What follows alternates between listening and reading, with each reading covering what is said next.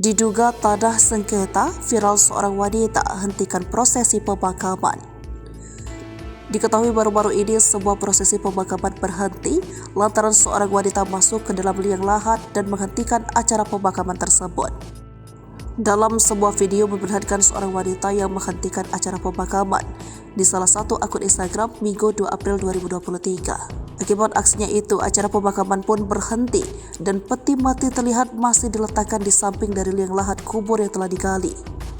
Tak tanggung-tanggung, terlihat wanita tersebut membawa sebuah spanduk tertulis nomor putusan pengadilan terkait pemilik tanah yang sudah digali menjadi liang lahat itu. Terdapat juga keterangan luas tanah tersebut. Ia menegaskan bahwa tanah tersebut masih dalam proses hukum dan tidak menerima adanya kegiatan di atas tanah yang sudah digali menjadi liang lahat itu.